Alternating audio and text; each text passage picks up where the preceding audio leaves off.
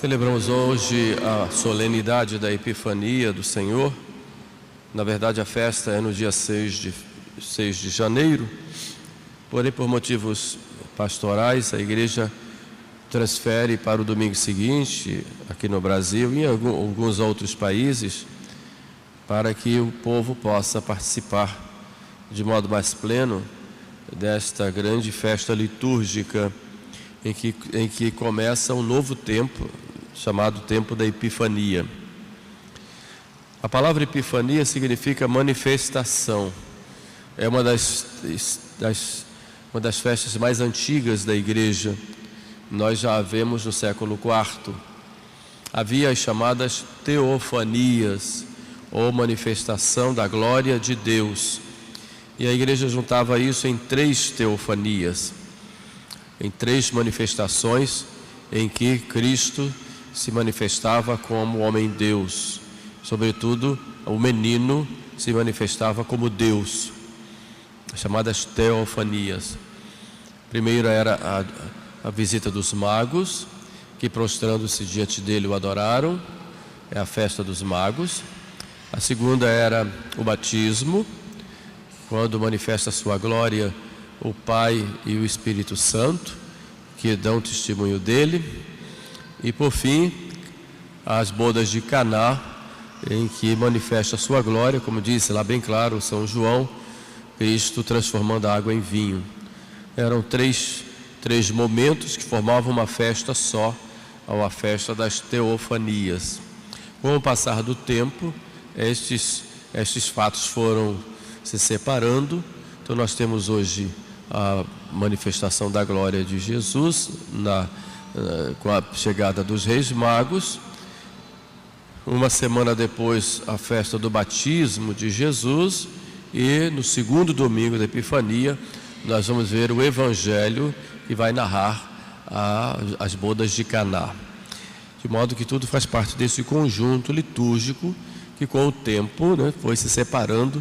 Tudo isso com o intento de que as pessoas pudessem participar e, contemplando o menino Deus, contemplava ali o amor daquele que se fez homem para a redenção do gênero humano. Mas voltemos-nos inteiramente agora para a Epifania como tal, como se entende hoje, a manifestação da glória de Deus aos gentios. É significativo o fato de que para os magos Deus manifesta a sua glória através de uma estrela. Aos pastores judeus, Deus manifesta o nascimento de seu filho através de anjos. Alguns entenderam aí os 2 modos de nós chegarmos ao conhecimento das maravilhas de Deus. A estrela representando a razão e os pastores vendo os anjos, aí representando a revelação. O fato que nos reis tiveram as 2 coisas. Tiveram a razão ao contemplarem a estrela, viram que ali havia nascido um grande rei, e vão a Jerusalém, porque pela revelação sabiam que este grande rei viria dos judeus. E aí, então nós vemos nesse episódio razão e fé caminhando juntas. Mas olhemos sobretudo essa ida dos magos a Jerusalém e depois a Belém. E observemos um pouquinho sobre as suas virtudes. Os magos são para nós exemplos claros daquele que, recebendo a graça, logo atende.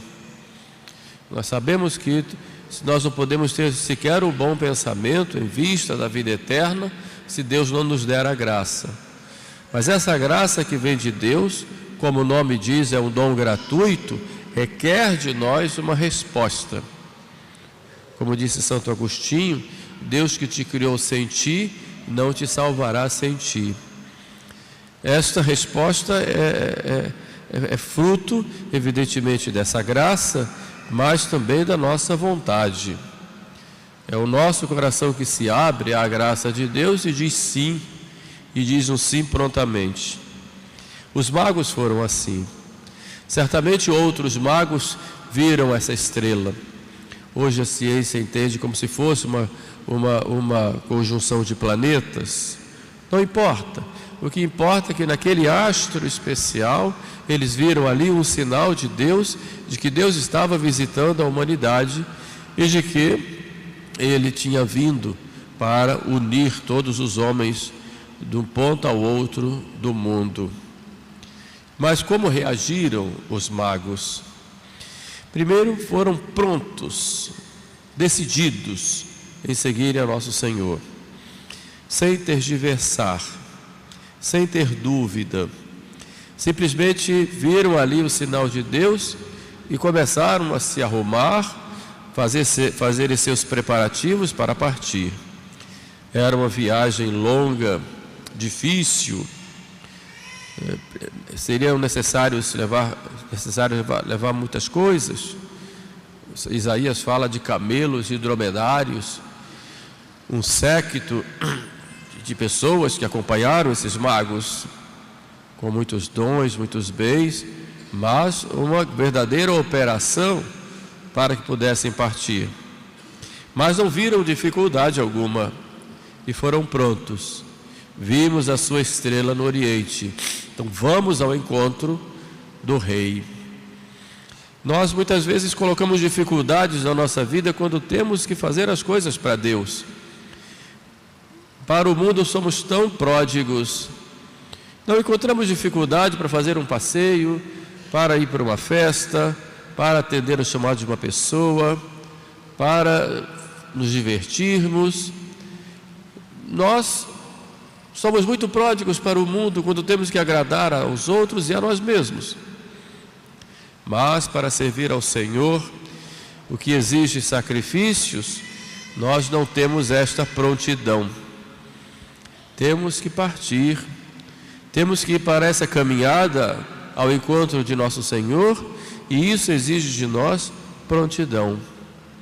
Aquela mesma prontidão que teve Pedro lá no lago de Genezaré, quando Cristo disse: vinde, eu vos farei pescadores de homens, e eles deixaram tudo e o seguiram. Ou a mesma prontidão que teve Mateus, que estava no telônio cobrando impostos, e Cristo disse: vem e segue-me. E ele levantou, deixou tudo e o seguiu. Ou o mesmo também cobrador de impostos, Zaqueu, quando Cristo disse: eu quero hoje repousar em tua casa, e ele acolheu e mudou de vida. Esta prontidão nos chama a atenção e nos sacode e nos questiona, exatamente porque nós somos muito comodistas e vivemos no chamado marasmo moderno, que temos aquela falta de decisão, ou quando decidimos, procrastinamos tudo quando se diz respeito em servir a Deus e servir ao próximo. E eles foram e perseveraram. Como disse, era uma caminhada longa, o calor escaldante do dia, frio terrível de uma noite, deitados e dormindo em tendas no meio do deserto, tudo com muita dificuldade, mas eles perseveraram. Não pensemos que para servir a Deus nós vamos ter dificuldades. A vida cristã exige sacrifícios, exige perseverança diante dessas dificuldades e sacrifícios. Deus não nos promete um paraíso na terra, e esse é o grande engano de muitas religiões falsas e também de muitas ideologias. Vem que eu vou te dar o paraíso, sem problemas, sem dificuldades financeiras, sem doenças, tudo. Se precisar, um milagre espera por você. Vem que eu vou resolver todos os seus problemas amorosos, psicológicos, materiais, morais. Vem que eu vou te dar um paraíso. Esta religião é falsa. É falsa. E nós muitas vezes temos essa tentação na Igreja Católica também de prometer a resolução de todos os problemas. Não. Jesus diz: aquele que perseverar até o fim, este será salvo. Mas diz também, quando fala da perseverança, na paciência salvareis as vossas almas. Portanto, a perseverança exige paciência, e a paciência exige sofrimento, exige cruz. Assim, os magos nos ensinam, perseveraram, mas foram também obedientes. Quando Deus, através da estrela, mostra para eles que veio o Salvador, eles obedecem prontamente e passam por cima de todo o respeito humano. Certamente foram objetos de chacota. Vão para onde? Homens bem letrados ou conhecedores da ciência própria da época, ricos, tinham certamente muitos amigos, ou certamente vida social, mas quando o Senhor os chamou, eles por obediência vão e entregam a sua vontade, suas vontades à vontade do Senhor. Nós hoje, para servir a Jesus Cristo, nós muitas vezes vamos desagradar pessoas. Muitos vão fazer chacota de nós, vão nos criticar, vão zombar, ou talvez vão até nos perseguir, vão nos boicotar em nossos trabalhos, em nossas atividades, vão ficar aos cochichos falando mal de nós, nos grupinhos.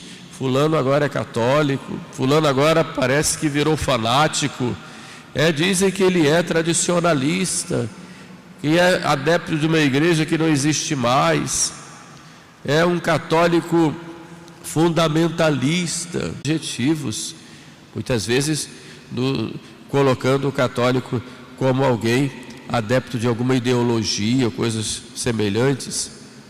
Isso é normal. Triste daquele que quer agradar as pessoas, que para ficar bem com todo mundo termina passando por cima da verdade.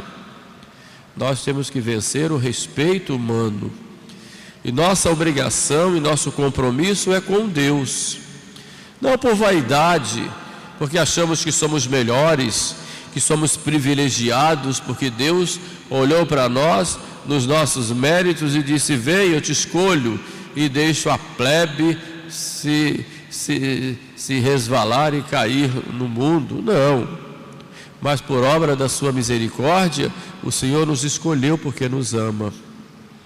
Isso deve nos levar a uma prontidão na obediência e na generosidade, mesmo que desagrademos.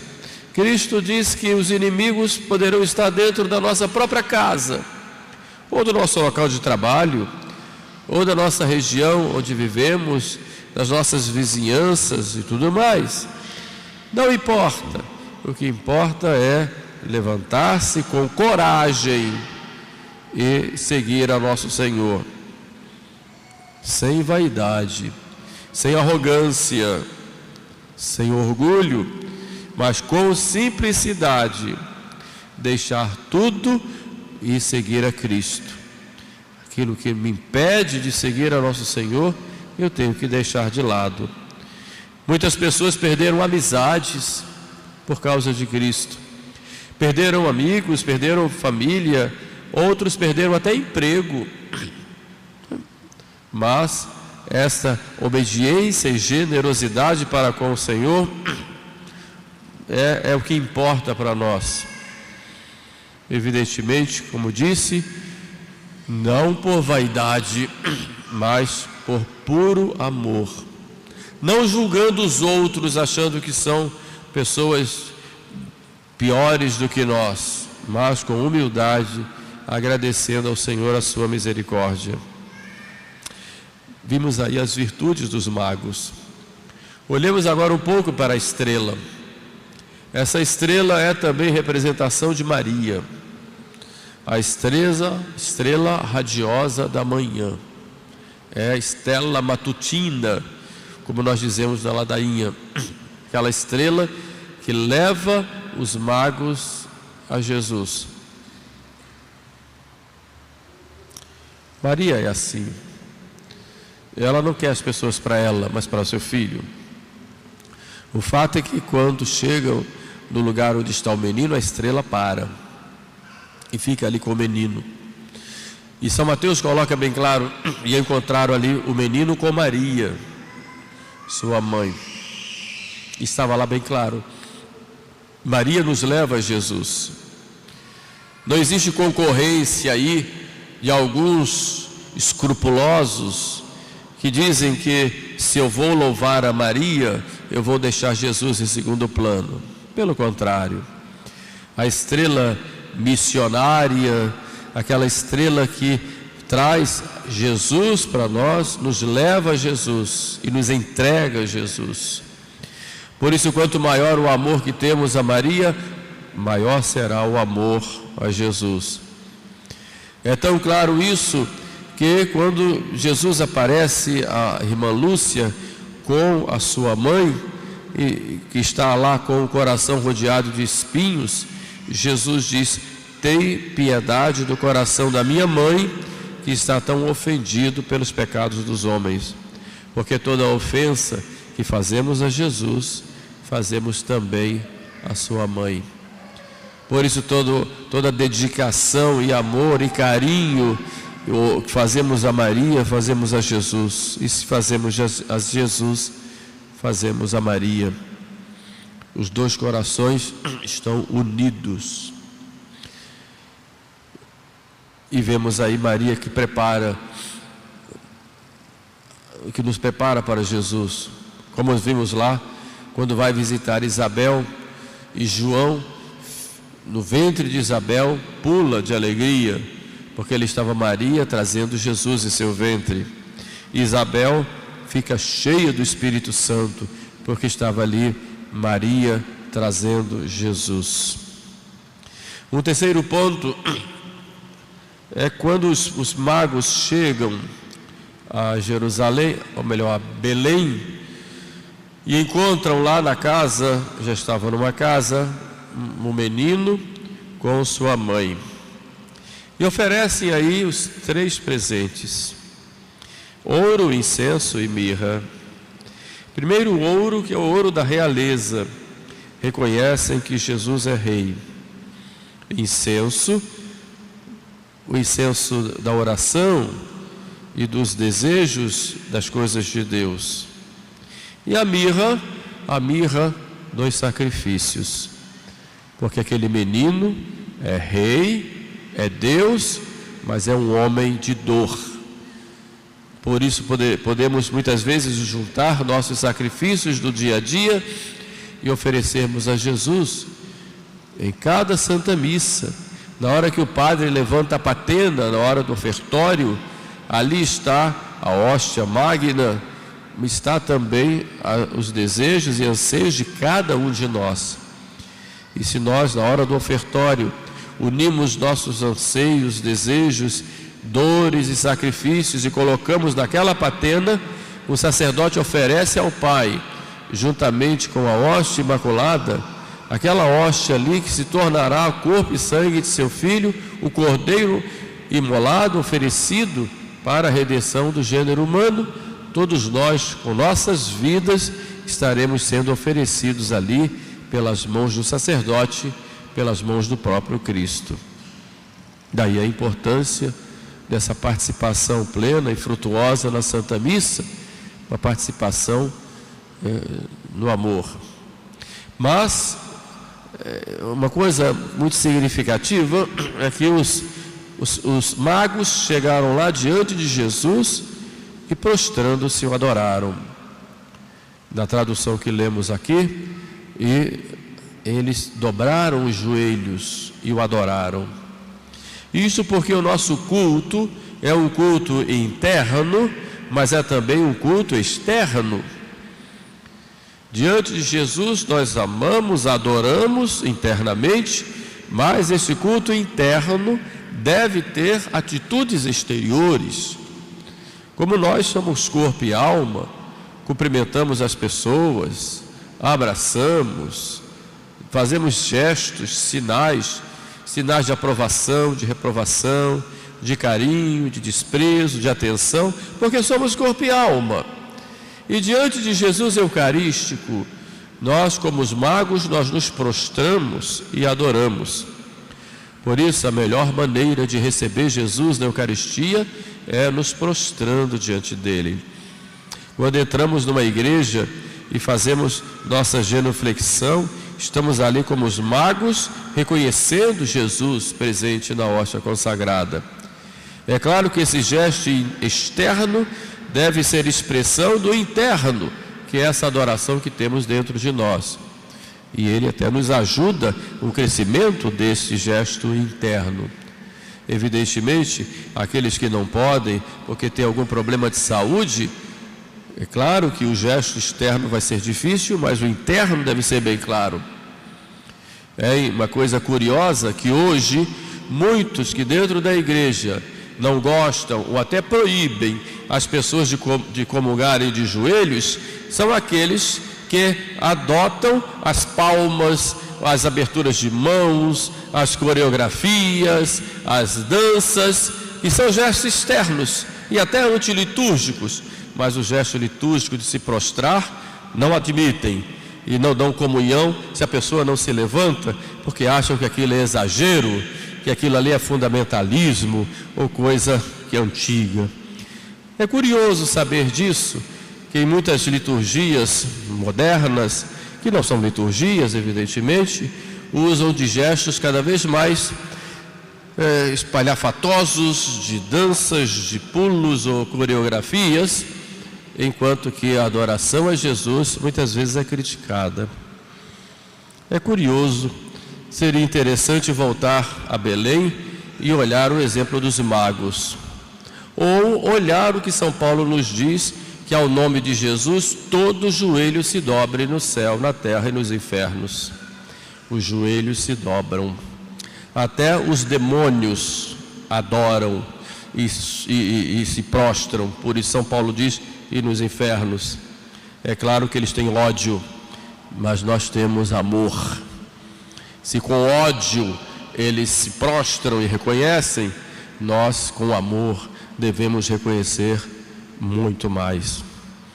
Ficam aí para nós essas reflexões que nos trazem essa festa da Epifania, para que a Epifania não seja apenas uma festa de hoje ou uma solenidade, mas a Epifania de Cristo aconteça todos os dias de nossas vidas, não só em nosso coração, mas nas nossas realidades do dia a dia. Peçamos a Maria Santíssima, a estrela missionária, a estrela da evangelização, que sempre nos conduz a Jesus, para que junto a ela nós o adoremos. Louvado seja nosso Senhor Jesus Cristo.